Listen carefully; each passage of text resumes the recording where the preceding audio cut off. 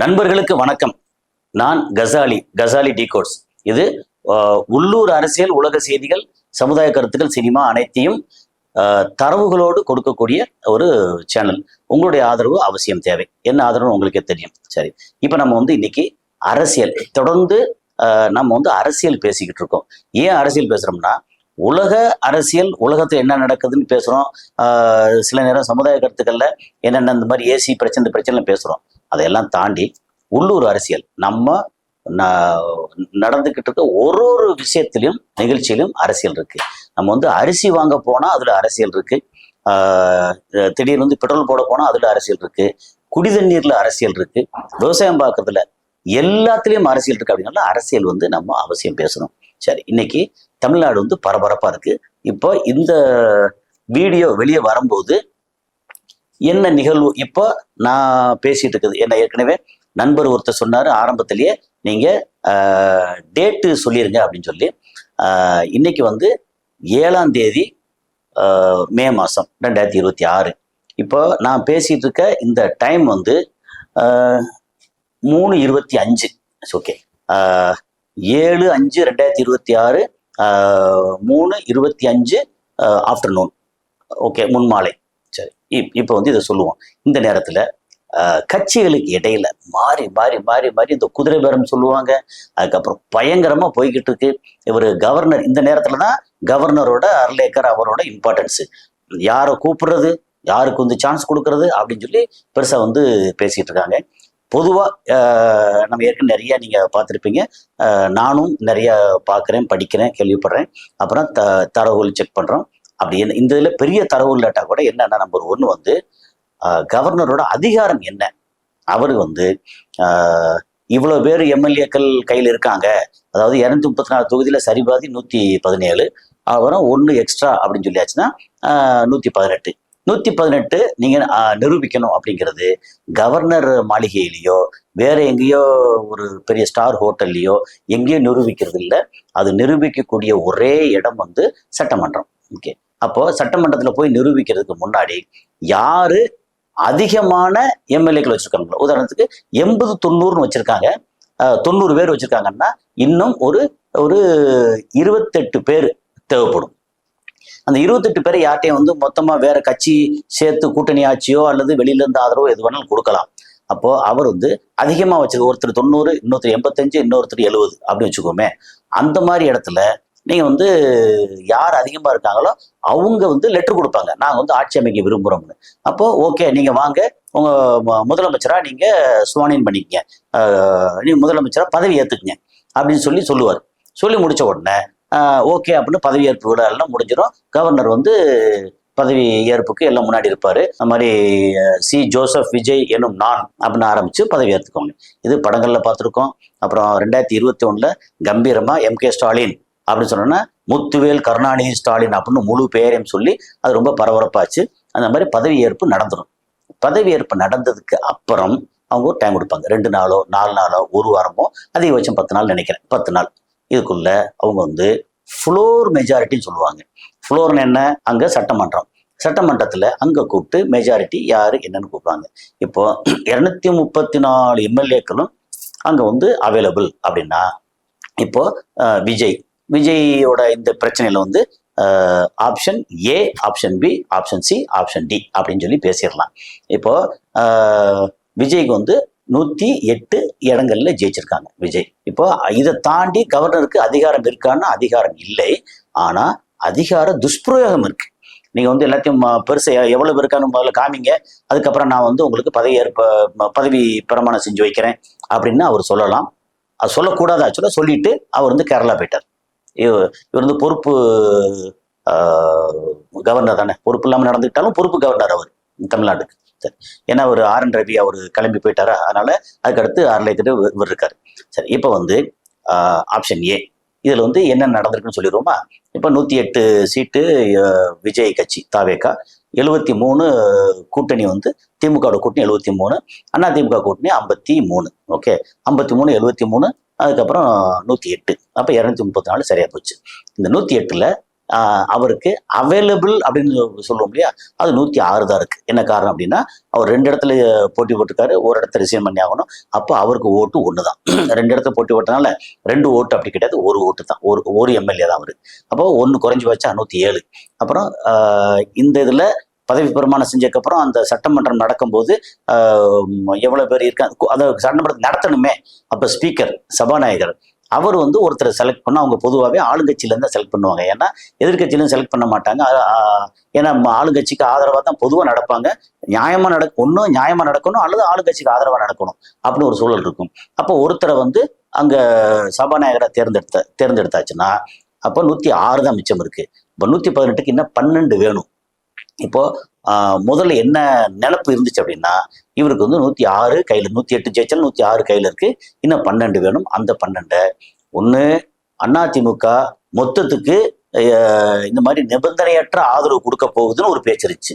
அல்லது அதிமுகவை 3 பங்கு 2 பங்கு அதை பிரிச்சு உடைச்சு, எஸ்பி வேலுமணி அப்புறம் சி வி சண்முகம் இவங்க தலைமையில உடைச்சு ஒரு கோஷ்டி அப்படியே இவங்களுக்கு ஆதரவு கொடுக்குறோம், ஆட்சியில பங்கு வகிச்சுக்கிறோம் அப்படின்ற மாதிரி ஒரு பேச்சு இருந்துச்சு. அப்படியே ஒரு 47 48 பேர் அதிமுக மட்டும் இருக்காங்க அப்படின்னா, ஏன்னா அதுல ஒரு சீட்டு பிஜேபி, அப்புறம் 4 பாட்டாளி கட்சி 5 பேருச்சு, 53 5 பேருச்சுன்னா 47.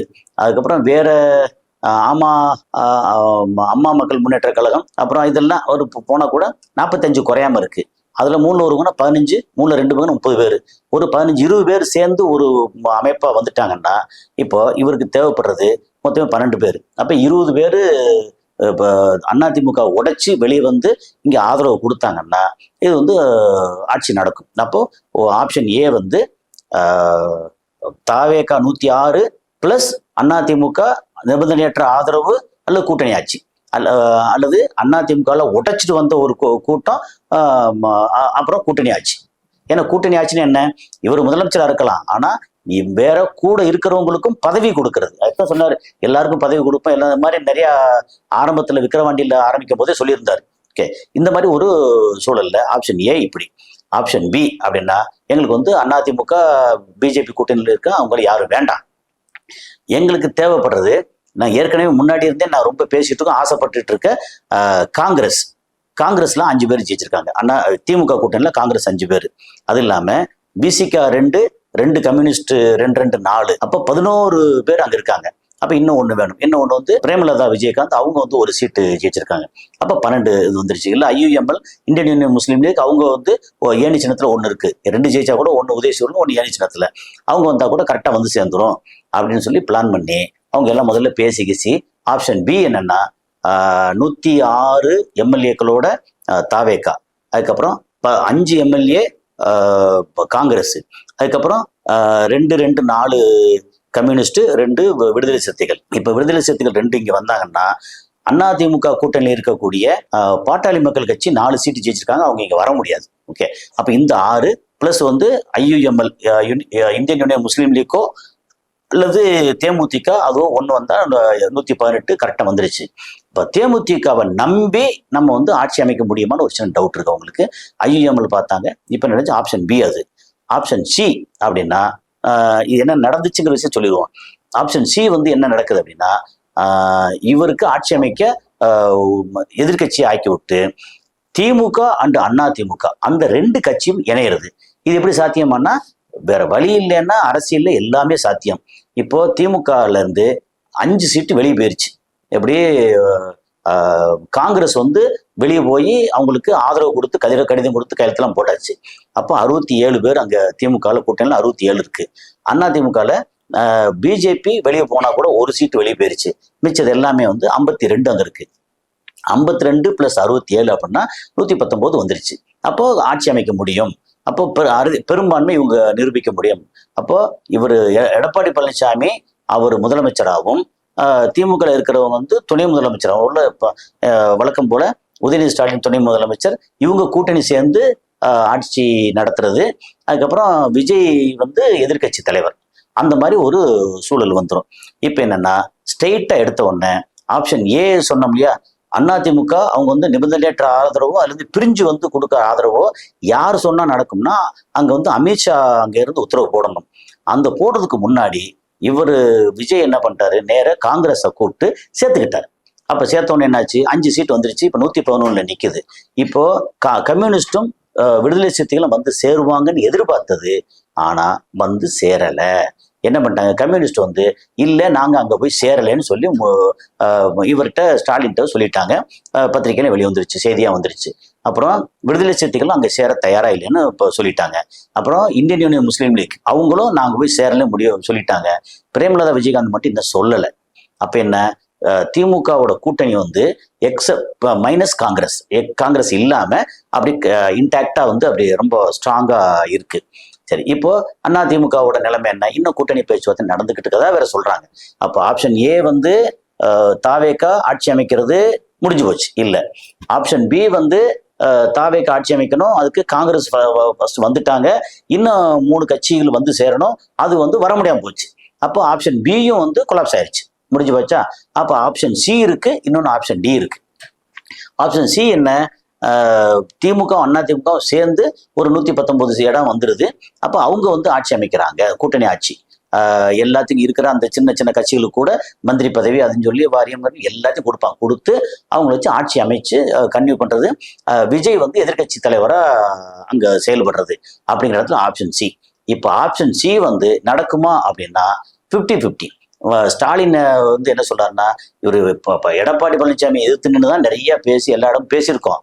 இப்ப இந்த நேரத்துல ஒருவேளை சேர்ந்து ஆட்சி அமைச்சு இன்னொரு 6 மாசம் கழிச்சு இதுல வந்து ஏதாவது கலைஞ்சு போய் திரும்ப எலெக்ஷன் வந்துச்சுன்னா நம்ம எந்த முகத்தை வச்சு மக்கள்கிட்ட போய் பேசுவோம், எல்லாம் காரி துப்ப மாட்டாங்களா, எல்லாம் பண்ண மாட்டாங்களா அப்படின்னு அவர் ரொம்ப லாஜிக்காவும் சென்டிமெண்ட்லாம் யோசிக்கிறதா சொல்றாங்க.